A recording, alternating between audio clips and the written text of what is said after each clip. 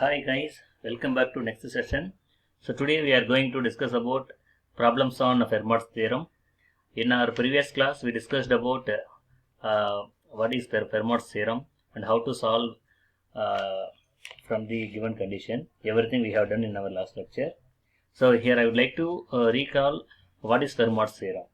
So if P is a prime and A is any integer which is not divisible by P, then A power P minus 1 is congruent to 1 mod P. I hope you remember this. Here we are going to discuss only problems. That is the reason I have not given that theorem again here. So simply I can write A power P minus 1 is congruent to 1 mod P.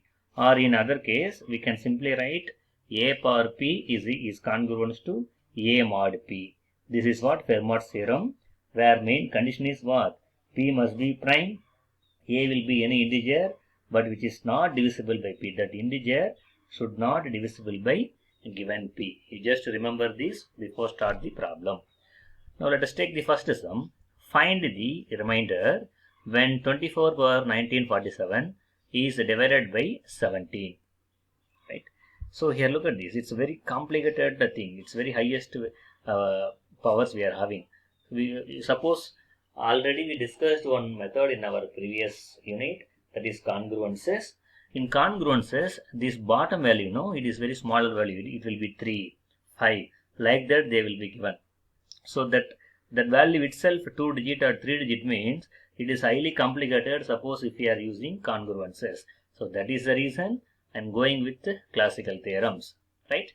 So here I would like to choose what is A and P value. Here A value is 24 and the divisor P value is 17. I would like to add one more point. It is true for only prime numbers. The divider must be a prime, right? Now first of all we have to check whether P does not divides A or not. Of course 17 does not divide 24. So first condition is existing. So we can go with our problem. Now by Fermat's theorem, what is the Fermat's theorem? A power P minus 1 is congruent to 1 mod P. So here A is equal to 24 power P minus 1. What is P value? 17 minus 1 is congruent to 1 mod 17. Now we just simplify this left hand side, you will get 24 power 16 is congruent to 1 mod 17. In next step, in numerator of 24 we are having, the power of 24 is 1947. It is highly complicated if I am using the congruences technique here. So therefore, you just take the dividend as it is, 1947. You just divide by using 16 as a divisor. So in 1947, how many 16s are there? 121 16s are there. This is what the process. It's after all division technique. I just applied here, right? So because in right hand side I am having 1 as the factor, no? So I can raise this much of whole power 121 power. In congruences, what we will do? Power 1, power 2, power 3, power 4, power 8, power 16. Like that we are extending, no? So if we are doing this, it is highly complicated. So that is the reason after finding this Fermat's theorem, after applied Fermat's theorem, divide your given number by using this term. Here 16 is the divisor. Then you will get a quotient. You just raise that quotient on both sides. So 24 power 16 into 121 is congruent to 1 power anything same number, no? Here 1 power 121 into mod 17.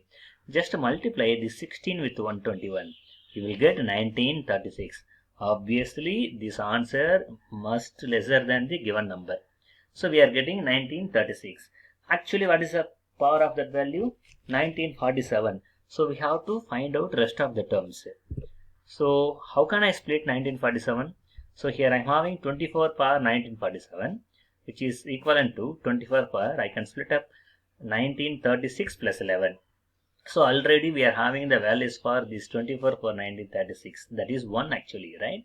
So here we need to find out the value for 24 for 11.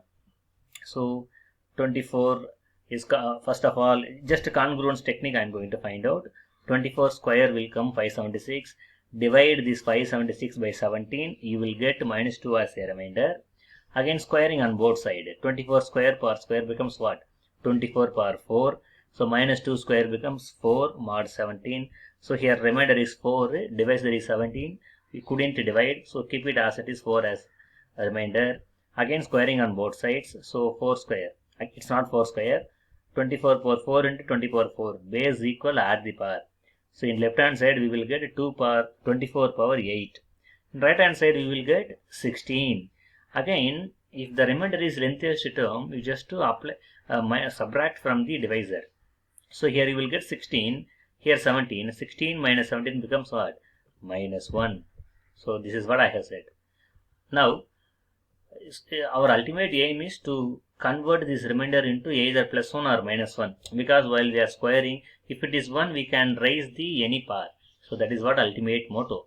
So 24 power 11 can be written as 24 power 8 into 24 power 2 into 24 power 1.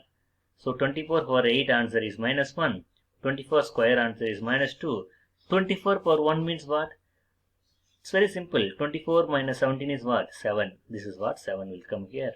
Now multiply these. So minus into minus getting plus. 7 2s are 14. So 24 power 947 is congruent to 14 mod 17. Therefore, the remainder for this number is 14. So suppose if you are using congruence technique, this problem will be so difficult and so lengthy. So that is what the importance of Fermat's theorem. Secondly, look at this problem. Find the remainder when 15 power 1976 is divided by 23. Again, here A value is 15, P prime number is 23. Obviously, this 23 does not divide 15. Therefore, I can go with Fermat's theorem. Now, again, the Fermat's theorem is A power P minus 1 is congruent to 1 mod P. So 23 minus 1 becomes what?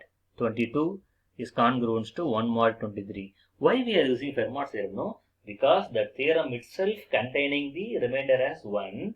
Therefore, it is very comfortable to me to raising the power. That is what the difference between congruence to Fermat's method. That is why it is called as classical theorem. Already the theorem itself having remainder as 1. So that is why it is very important.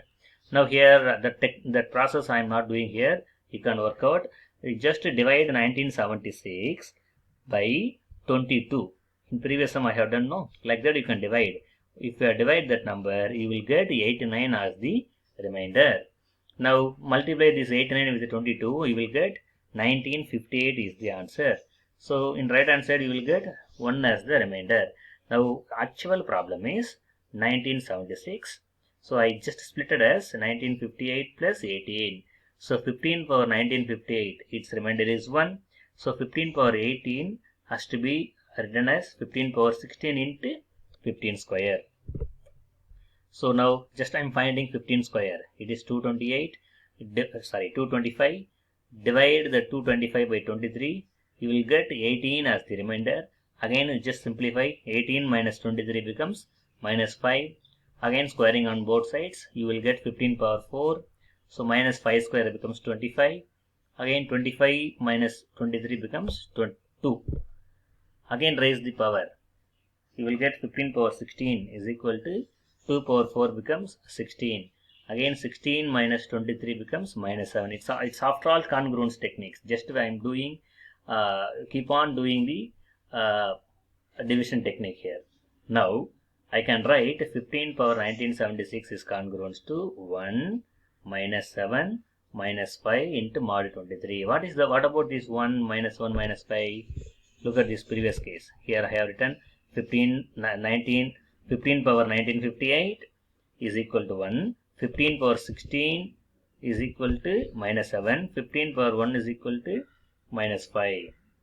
Now multiply this value, you will get 35 as the remainder. So again, so in 35, 123 will exist. So just apply that, you will get 12 is the remainder.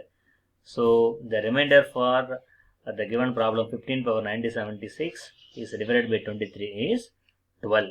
So this is what the importance of Fermat's theorem. Whatever is the number, even while you are attending a competitive exam, aptitude exam, they will ask this kind of remainder problem. So some number power higher values, 4-digit value, 5-digit value, they will give anything.